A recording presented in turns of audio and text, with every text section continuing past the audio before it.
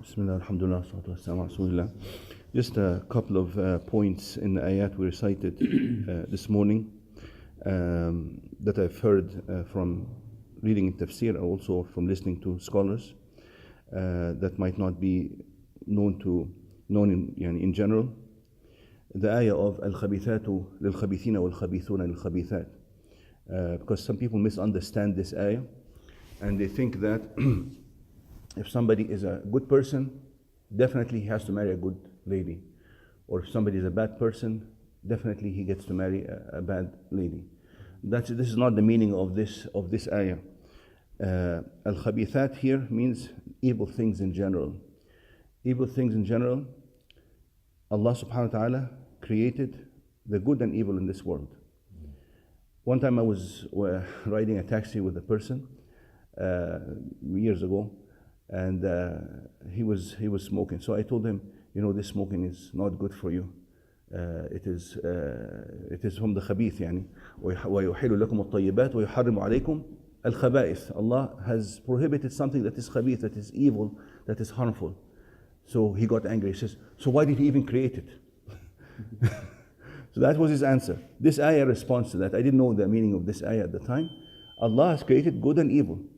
So he created al-khabithat as a trial, so that the people who are evil are attracted to those things. And Allah created the good things, such as righteousness, such as justice, such as mercy, so that the good people are trialed by that, and they are attracted to the good people are attracted to the good things. So khabithat, everything that's evil, whether it is a saying, or it's an action, or it is a subject, if it's khabith and created in this world, it is for a hikmah, for a wisdom, that people get to choose. And who are attracted to those evil things are who have evil inside them, they get to attract it. There's an affinity, an attraction between evil and evil. While Allah created also the good things. وَنَفْسٍ وَمَا سَوَّاهَا فَأَلْهَمَهَا فُجُورَهَا وَتَقْوَاهَا. There's fujur and there's taqwa. And the good things are also available. And who eventually gets attracted to the good things and who has an affinity to the good things? People who have goodness. And this is how Allah differentiates between people who deserve to go to Jannah, to His paradise and His mercy, and deserve His mercy, and people who go the other way. This is one point. Another point is, in the ayat Allah says, سبحانك ما يكون لنا نتكلم بهذا سبحانك هذا بهتان عظيم. These ayat are talking about people who slandered Aisha radiallahu anha. So here the ayah says Subhanak. They are glorifying Allah or praising Allah. Allah says that when you hear something like this, you should say, I shouldn't be talking about this at all. So then comes the word Subhanak. What is the relationship between the word Subhanak, means praise be to you, and between not talking about not slandering the wife of the Prophet ﷺ, or slandering a good woman in general? Those people that praises Allah should know better and should refrain from maybe blackmailing or contributing to any sort of thing like that. That's a good meaning. But also, who chose the Prophet ﷺ? Who chose the Prophet? Allah. Who chose his wife for him? Allah subhanahu wa ta'ala. Especially Aisha. And Jibril came to him and showed him in a vision that this is going to be your wife.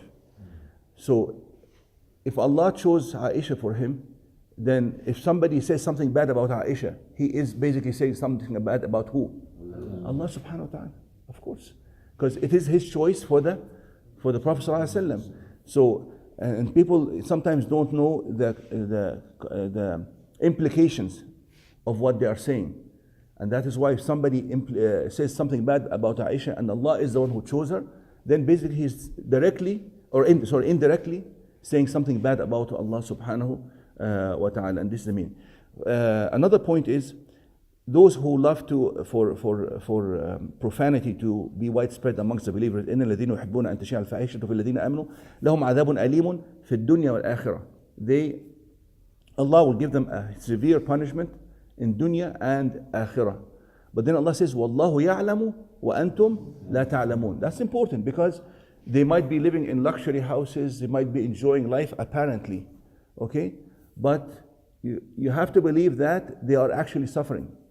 Those people who go deeply into evil, they are suffering. The suffering could be internal, it doesn't have to be external to you. They might be riding the luxury cars and living in luxury homes, but that doesn't mean that they are enjoying themselves. It doesn't mean that they are happy. The punishment could be an internal punishment. If the punishment was always external, then there's no test, there's no trial for the people. People see, oh, he's committed evil, then he has, apparently to us, he is being punished right now. Then everybody will refrain from evil. But Allah says, وَاللَّهُ يَعْلَمُ وَأَنْتُمْ لَا تَعْلَمُونَ. The punishment is hidden. Allah knows how He is punishing them, and you do not know how they are being punished. And the biggest evidence for that is that many people who are living such a lavish life, but are indulging in so much evil, they eventually, some of them take their own life. And why would they take their own life when they are happy and enjoying life to the fullest? Except that they are actually suffering and in severe pain internally. If you are not happy inside, no matter how much luxury is around you, you will not enjoy it. You can't even enjoy if you're not happy on the inside.